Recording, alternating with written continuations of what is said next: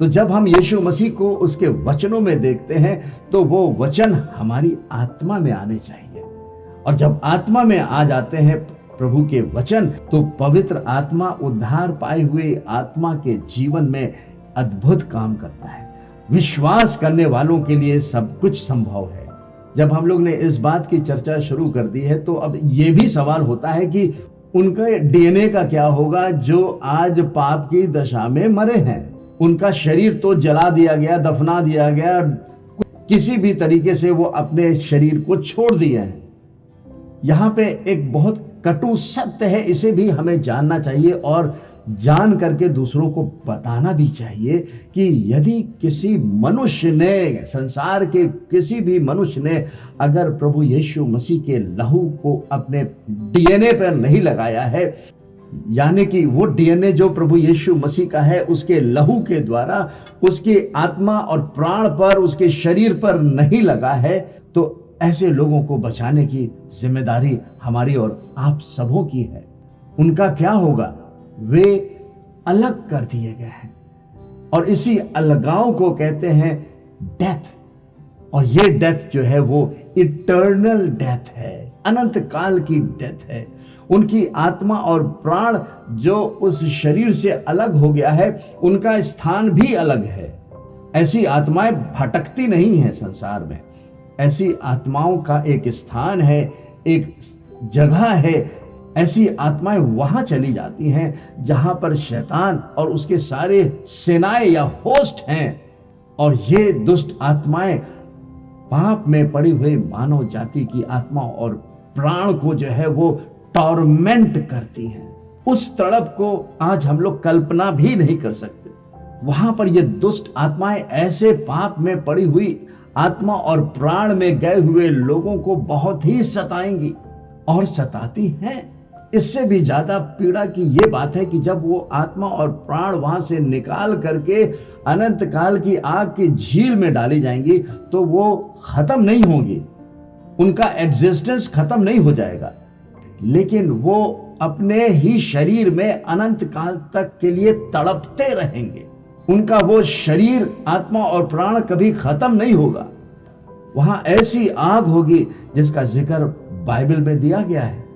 अब आप पूछेंगे कि शरीर तो उनका खत्म हो गया, आत्मा और प्राण में नरक में चले जाएंगे। नरक एक जेल की तरह है, लेकिन जब final judgment, white throne judgment के द्वारा सुना दिया जाएगा कि तुमने परमेश्वर के पुत्र यीशु मसीह पर विश्वास नहीं किया है, तब उनके ऊपर पनिशमेंट उस आग की झील में दी जाएगी। लेकिन वो वहां पर आत्मा और प्राण में ही नहीं दुख उठाएगा। वचन में लिखा है कि हर एक मुर्दे जी उठेंगे। अब जो होने वाला पुनरुत्थान है, यानी कि मुर्दों के जी उठने का जो समय है, वो सबसे पहला उनके लिए है जिनके ऊपर प्रभु यीशु मसीह के लहू की छाप लग चुकी है, यानी कि जिन्होंने प्रभु यीशु मसीह पर ईमान रखकर मुंह से अपने घोषणा कर दी है, अंगीकार कर लिया है, विश्वास का अंगीकार कर लिया है, उनका शरीर सबसे पहले जी उठेगा। फिर इसके बाद 1000 साल का राज होगा, और इस राज्य के अंत में एक व्हाइट थ्रोन जजमेंट होगा, यानी कि प्रभु यीशु मसीह उसका जज होगा। और उस समय हर एक वे शरीर जो बिना प्रभु यीशु मसीह के लहू की छाप के द्वारा इस संसार को छोड़ दिए थे, उनका भी शरीर जी उठेगा। आज जो ये बातें हम लोग यहां से कर रहे हैं, आप सुन रहे हैं, ये सारी बातें रिकॉर्डेड हैं, ये कभी खत्म नहीं हो सकती।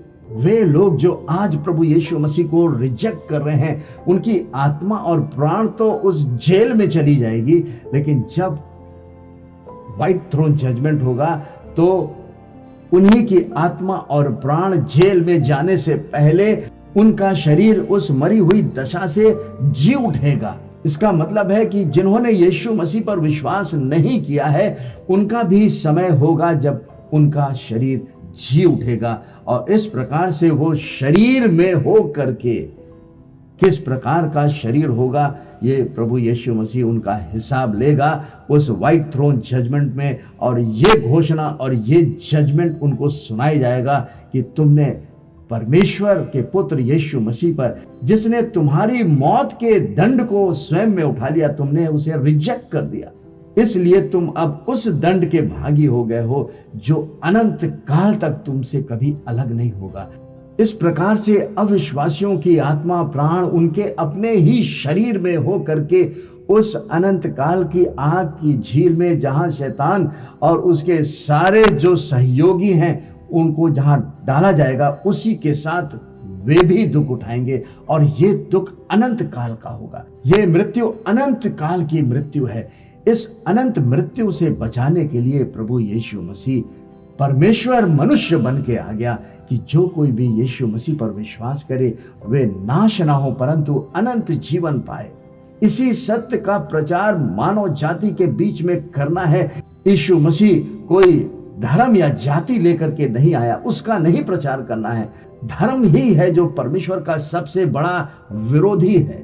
धर्म की सवारी में बैठ करके कोई भी परमेश्वर को जान ही नहीं सकता।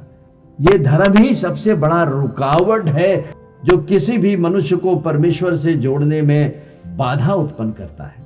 इसलिए यीशु मसीह धर्म नहीं है, यीशु मसीह धार्मिकता है। He is not a religion, but he is the righteousness of God. यीशु मसीह के सारे कामों को पूरा करने के लिए पवित्र आत्मा इस पृथ्वी पर हमारी और आपकी सहायता के लिए भेजा गया है। यदि आज कोई भी अंधकार में है, यानी कि पाप की दशा में है, उनकी आत्मा और प्राणों का जो डेस्टिनी है वो उस जेल में है जो नरक कहलाता है, और फिर फाइनल पनिशमेंट में उस जेल से बाहर अनंत काल की आग में है, उससे बचने का उपाय आज है।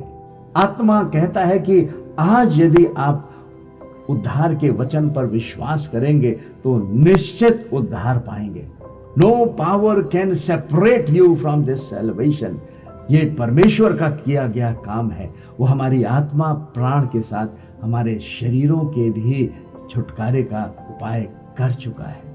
आइए हम प्रार्थना करें। पवित्र आत्मा प्रभु यीशु मसीह के उद्धार के इस पूरे किए गए कामों के प्रति इन्हें कन्विक्ट करें। हमारा विश्वास है कि आज बहुत से लोग मंडलियों में रिलीजन के बाउंडेजेस में हैं, लेकिन प्रभु यीशु मसीह तू धार्मिकता को देने के लिए आया है। हम ये प्रार्थना और विनती पिता आपसे करते हैं कि पवित्र आत्मा के इंस्पिरेशन के द्वारा इनकी आत्माएं कायल हों और ये प्रभु यीशु मसीह आप पर विश्वास करें कि यीशु मसीह आपने क्रूस पर इनके लिए अपनी जान दी, आप मारे गए, गाड़े गए, मुर्दों में से जी उठे कि ये भाई और बहन भी अनंत जीवन को पा सके, और जो भी अनंत जीवन को पाता है वो पवित्र आत्मा की सामर्थ्य के द्वारा दूसरों को भी परमेश्वर के पास लाने में सहायक होता है। उस आत्मा के अभिषेक को हम यीशु नासरी के नाम से हर एक विश्वासियों के जीवनों में रिलीज करते हैं। It is the anointing of the Holy Spirit that destroys the work of the devil. हर एक बीमारी, रोग, शैतानी शक्तियां, हर एक प्रकार के बंधनों को जो आपके जीवनों को जकड़ रखे हैं, प्रभु यीशु मसीह के नाम की सामर्थ्य के द्वारा पवित्र आत्मा का अभिषेक आपको छुटकारा दे रहा है। आप यीशु मसीह पर विश्वास करें,